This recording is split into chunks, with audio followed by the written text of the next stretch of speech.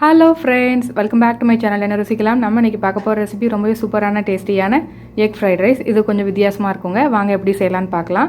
ரொம்ப சூப்பராகவும் இருக்கும். இது செய்ய தேவையான பொருட்கள்: முட்டை 3, அரிசி 1 கப், ஆனியன் அதாவது பெரிய வெங்காயம் 1, இந்த மாதிரி 2 டிஃப்ரெண்ட் ஷேப்பில் கட் பண்ணி வச்சுக்கோங்க, கொடை மிளகாய் 1, கேரட் ஒரு அரை கேரட், முட்டைகோஸ் 1 கப், இஞ்சி பூண்டு 1 டேபிள் ஸ்பூன் தனித்தனியாக, அப்புறம் எண்ணெய் 3 டேபிள் ஸ்பூன், மிளகுத்தூள் 3 டீஸ்பூன், மிளகாய்த்தூள் 1 டீஸ்பூன், ஜீரகத்தூள் 1 டீஸ்பூன், பீஸா சாஸ் 1 டேபிள் ஸ்பூன், இது நம்மளோட சேனலில் செஞ்சது, soya sauce 2 teaspoon, cornflour 1 table spoon, உப்பு தேவையான அளவு. இப்போ ஒரு பவுல் எடுத்துக்கோங்க. அதில் 3 எக்கையும் உடச்சி ஊற்றிக்கோங்க. அதில் தேவையான அளவு உப்பு, அப்புறம் கொஞ்சோண்டு ஜீரகத்தூள், அப்புறம் கொஞ்சோண்டு மிளகுத்தூள் சேர்த்து நல்லா பீட் பண்ணிக்கோங்க. நல்லா மிக்ஸ் பண்ணிக்கோங்க.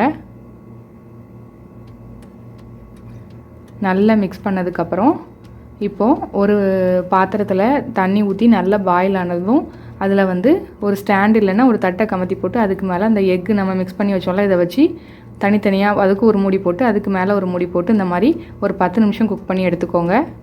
ஒரு 10 நிமிஷம் கழித்து பார்த்தீங்கன்னா இந்த எக்கு நல்லா இந்த மாதிரி மேலே பார்க்க நல்லா புஷ்ஷுன்னு வந்திருக்கும். அப்படின்னா நல்லா வெந்துருச்சுன்னு அர்த்தம். இந்த மாதிரி கத்தி வச்சு குத்தி பார்த்தீங்கன்னா ஒட்டாமல் வரணும். அப்படின்னா கரெக்டாக வெந்திருக்குன்னு அர்த்தம். இது கொஞ்சம் லைட்டாக ஆற வச்சு ஒரு 2 நிமிஷம் ஆற வச்சா போதும். அதுக்கப்புறம் கத்தி வச்சு இந்த மாதிரி எடுத்திங்கன்னா தனித்தனியாக அழகாக வந்துடும். இந்த மாதிரி ஃபுல்லாக கத்தி வச்சு லைட்டாக எடுத்து விட்டுட்டு கமத்தி போட்டுக்கோங்க. பாருங்கள், சூப்பராக கிடச்சிருச்சு. இப்போ இதை நமக்கு பிடிச்ச ஷேப்பில் கட் பண்ணிக்கலாம். இந்த மாதிரி கட் பண்ணிக்கோங்க.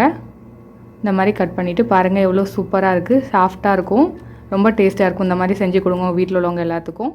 ஒரு கடாய் எடுத்து அதில் எண்ணெய் ஊற்றி எண்ணெய் கொஞ்சம் ஹீட் ஆனதும் அதில் நம்ம கட் பண்ணி எடுத்து வச்சுருக்க எக்கை இதில் போட்டுக்கோங்க. அப்புறம் தேவையான அளவு மிளகாத்தூளும் உப்பும் போட்டுக்கோங்க. போட்டுட்டு நல்லா ஃப்ரை பண்ணிக்கலாம். இப்போ இதை மீடியம் ஃப்ளேம்லேயே வச்சு குக் பண்ணுங்கள். ஒரு 3 நிமிஷம் ஃப்ரை பண்ணால் போதும். இப்போ இதை தனியாக எடுத்து வச்சுக்கோங்க. இப்போ அதே பேனில் அதே கடாயில் கொஞ்சம் எண்ணெய் ஊற்றி அதில் இஞ்சும் பூண்டும் குட்டி குட்டியாக கட் பண்ணி இதில் போட்டுக்கோங்க. இப்போ இதை நல்லா வதக்கிக்கலாம். நல்ல கோல்டன் கலரில் வரும். அந்த மாதிரி கோல்டன் கலரில் வந்ததும் இதில் ஆனியன் சேர்த்துக்கலாம். அதாவது பெரிய வெங்காயத்தை கட் பண்ணி வச்சுருக்கோம்ல, அதை சேர்த்துக்கலாம். அப்புறம் கட் பண்ணி வச்சுருக்க எல்லா வெஜிடபிள்ஸையும் சேர்த்துக்கலாம். எல்லா காய்கறிகளையும் சேர்த்துட்டு லைட்டாக மிக்ஸ் பண்ணி விட்டுக்கோங்க.